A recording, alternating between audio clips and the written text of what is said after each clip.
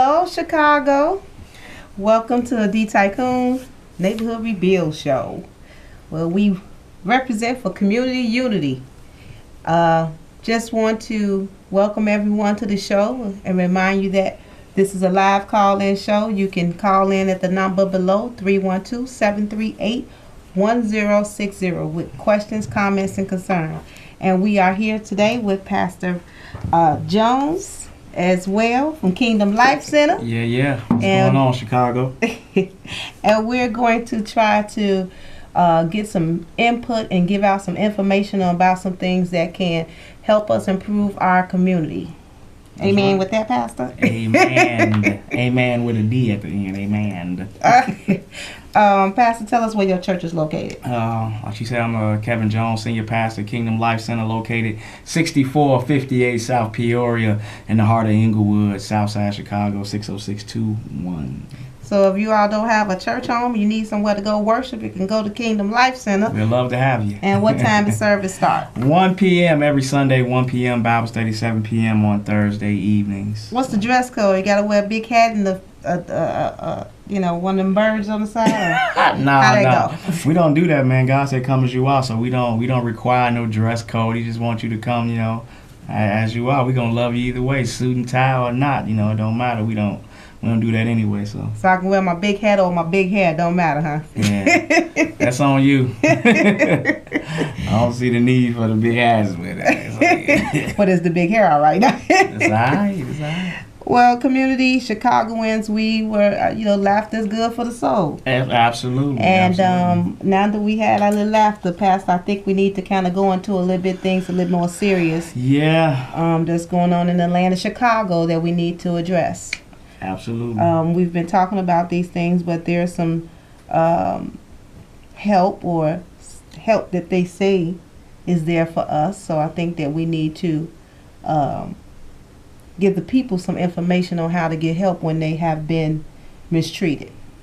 You and I were just talking about some of the killings that happened even recent within this week. You want to elaborate on that? Well, yeah, I was reading and studying, checking out some stuff. 15 people killed in this past week in Chicago in African American and Latino community. So I was just talking to Dr. Jones, and I was Dr. Tycoon explained to her about some of the things we got to do as a community and as a people ourselves. I mean, it's bad enough that we have, police misconduct that plagues our community, but we got our own misconduct that plagues our community with violence and, hate towards one another, and we gotta change that in order for us to progress and move forward with some things that we need to do and must do in our communities in order for us to live in a better place.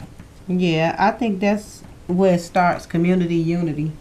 If we can just get together and kind of love on each other for just being who we are and coming together to make demands on what it is that we want for our own community, I think we can really go far, Oh yeah, we can make a lot of change. We can make a lot of difference in our communities, but we got to start, with our own selves and our own homes in our own communities. So we got to understand that, when people that look like us, I'm giving a message to all the young men and young women that's out there.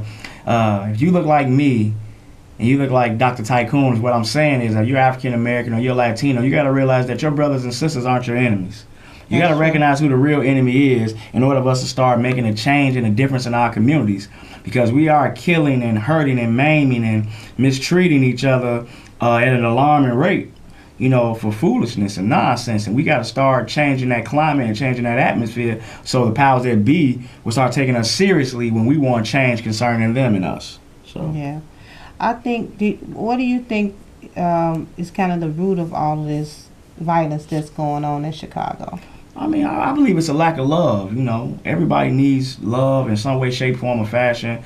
And I'm not talking about, as a husband, a wife, a boyfriend, a girlfriend. I'm talking about some true unconditional agape love, man. Where we as individuals that are out there trying to make a difference, we have to love on these young men and young women, no matter what state they're in, no matter what they're doing, no matter what's going on in their lives, man. They're searching for love. So they'll turn to gangs, they'll turn to drugs, they'll turn to alcohol, they'll turn to all kinds of things trying to find love out of it because they're not getting love where they should be getting it from. So we don't know the situations in homes. Most likely it's broken because of this broken system we live in. Fathers being taken away from homes with lengthy prison terms for whatever the situation may be. Mothers strung out or not strong enough to handle it. Grandmama's raising families still, but we still have some strong men and some strong women that are raising families and doing something positive, and we have to be the ones that stand up, and make a stand and take a stand against what's going on in our homes and in our community, so that we can make a difference and our children can see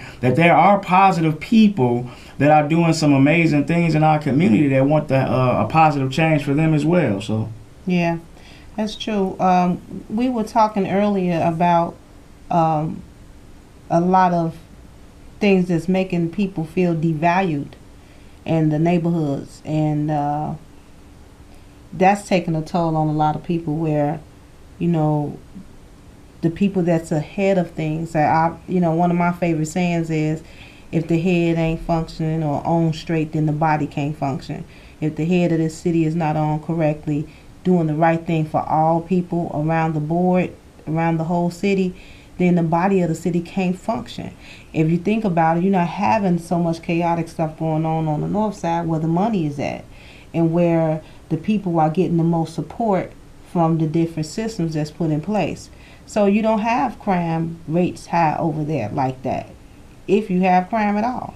And then over in the lower income areas where there is no support, there is no just the right things to do. Let me just go as far as the smaller, on a smaller level, the city cutting the grass, bringing down the weeds, and cleaning up their portion, being an example of how the community members are to, how the community is to be, taken care of. Because it starts with the city. The city is the head of the city, and they're not doing their parts. And you just think about how all the schools closing down.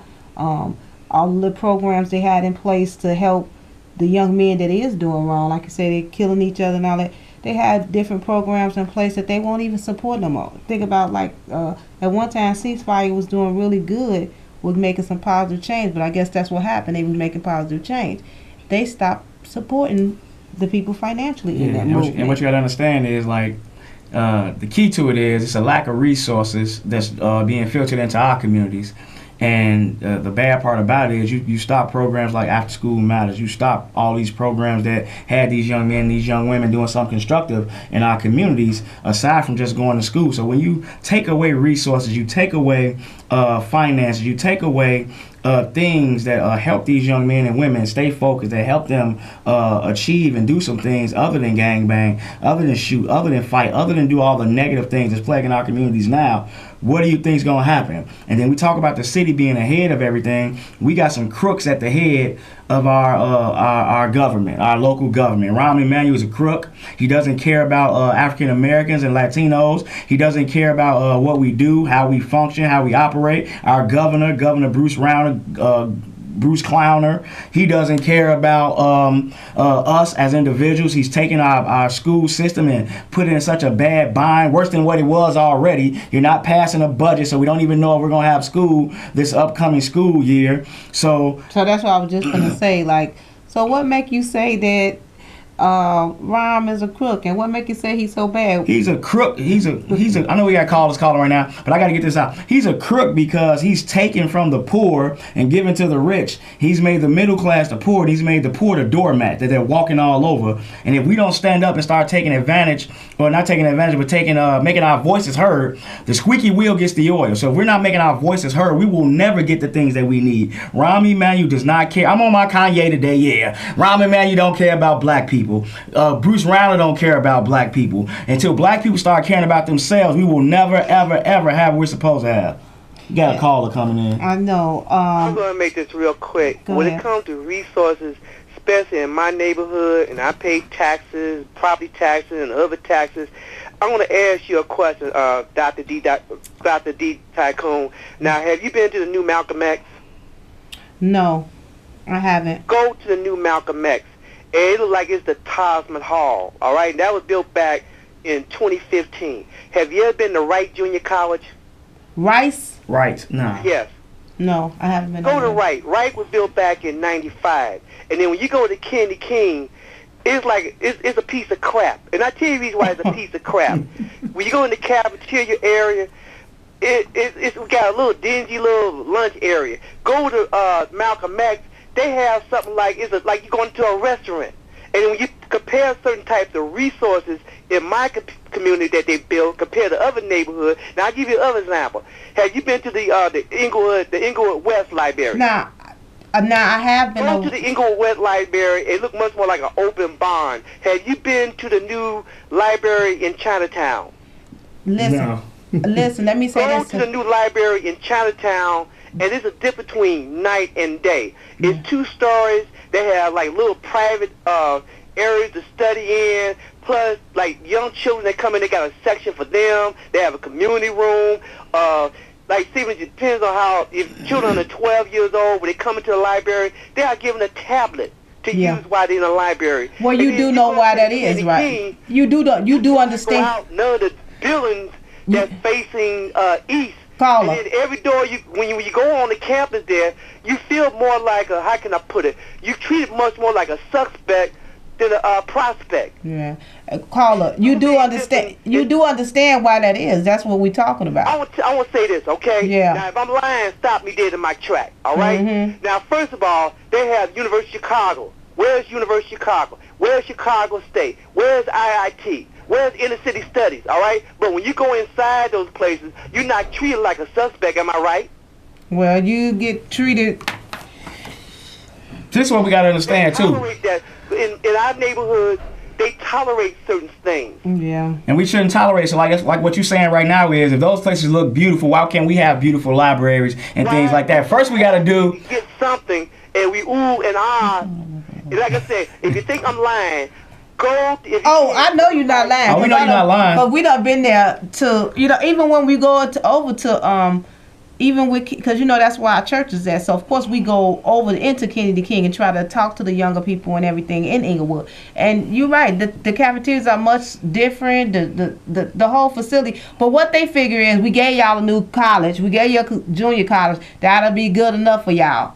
So no, they haven't put a lot of state of the art stuff. They figure they give us a little bit, here you live, rats, take a cheese. And we got to start endorsing. And we got to start endorsing and encouraging our young people to go to the library. We got to start having them use the things that we have in the community, so that they can be made better, so that they can have things, so that we can get more. But nevertheless, needless to say, there's no reason for the city to be working on the spending money. TIF money, for that matter, on the infrastructure of the city where it doesn't need work on. You shouldn't be building or putting $16 million into something that doesn't need work. And we got 50 schools closed. They plan on closing another 100. Well, that was what the TIF money was built for. It was designed to do that, in yeah. The lower income communities. And to help people that was in need, not the people that already have. But if you go into your alderman's office, you need to demand, where's the TIF money to get some things done? Like, we got stuff being built in Inglewood, like Whole Foods and things like that. That's a noble gesture, but how many African Americans are shopping at Whole Foods? Exactly. Who can afford to do that? Now, the idea of it is promoting healthy living, which is wonderful because obesity is running rampant in our communities. But who can afford to eat at Whole Foods?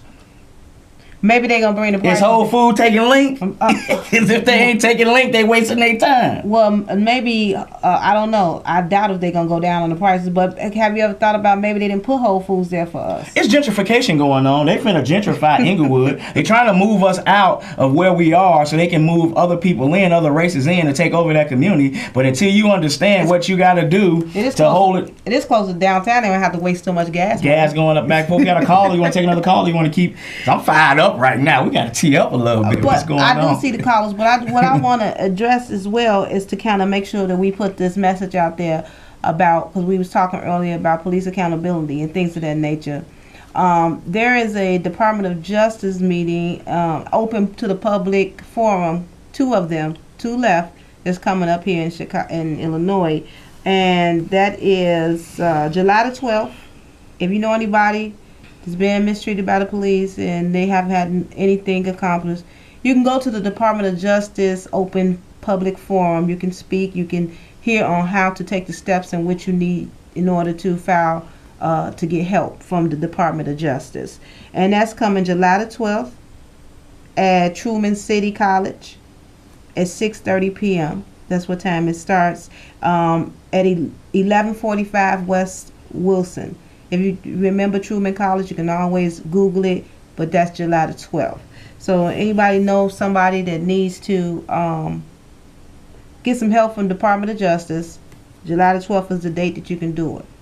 Also on Thursday, July the 14th, they're having the last one will be at the Kroc Center at 1250 West 119th Street. So if you got family, it's an investigation of the Chicago police that has been mistreated by the police, or you need some help in learning how to get the help you need in order to file things or bring the Department of Justice in to help you, then these are the two dates, July 12th and July 14th. Two different locations. One is at the Truman City College at 6:30, and the other one is the Kroc Center at 6:30. July 12th and July 14th. All right. And my whole thing is, I don't want the Department of Justice to be coming down and and you just like another one of the good old boys. You ain't gonna, step up and do what we need done as far as bringing these police to justice. So you got a lot of crooked and killer cops out there that's killing, maiming, and disrespecting people in our community. We don't need you to come telling us about what you think you ought to do or the process. We know the process. You know the process. So we need you to get it done. So if you come into Truman College on Tuesday, July the 12th at 6:30 to 8:30, or you come to the Kroc Center on the 14th from 6:30 to 8:30, you need to make some noise about what we want done. We don't want people just keep coming in our community that's not going to help us. That's true. So this is what we like. Department of Justice. My message to you is, make a difference for us. Help us if you're going to help us. If not, leave us alone. Period. Yeah, that's true. Well, the main thing is to get it on record that you've done your part. Yeah. And then if they do not do their part, you have it on record that you've done your part in order to get some help from the different ones. Right. And that way, if you once you have to all come together, like you're saying, it's about the squeaky wheel gets the oil. Mm-hmm. That's it. We have to come together and make it happen on a larger scale with mass rallies and protesters and getting people out to do what we have to do. Got callers. Yeah. So go ahead, caller. Are you there? Yes, I am. Thanks for taking my call. Sure. It's an interesting topic you guys are talking about tonight. I just wanted to add some perspective, I think. I live in South Shore, specifically in the area within the block where, within the last 2 weeks, 2 young men were gunned down in the street. Mm-hmm. And, the number one resource I know in my community is our human resource. And, the humans that I've interacted with, we do things like we build community gardens, we go on police roll calls, we do back-to-school programs, we have after-school programs where we get at-risk youth off of the street into science and math and STEM programs, that kind of stuff.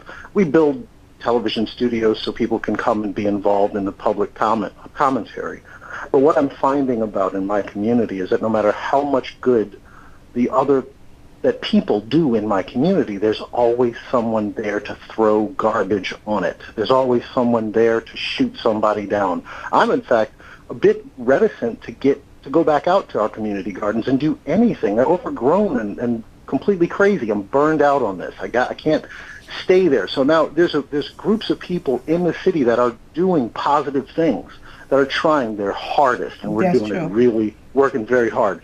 We are not getting we are getting support from the police. We're getting support from government agencies, not as much as we'd want. Mm-hmm. I'm not touting Rauner's flag at all, but don't get me wrong. But we are getting some resources in our community to make things happen. But what I'm seeing, what my other compatriots are seeing in our community of South Shore, is that they don't want it to improve. They keep ruining all of the good we do. So at some point, gentrification has to go in and say, look, stop. Well, let me interject with you. Let me interject with you real quick.